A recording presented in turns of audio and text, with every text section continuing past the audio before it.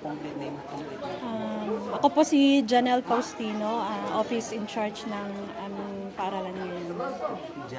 Janelle Faustino.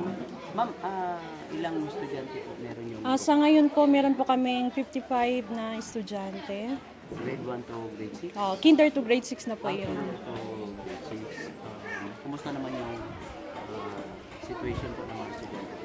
Sa ngayon po, dahil tag-ulan, medyo nahihirapan po silang magpunta sa paaralan at pag-uwi minsan. Pag umabot yung, pag may ulan, nandito na sila sa school kasi yung mga ibang estudyante, dumadaan sila sa mga sapa.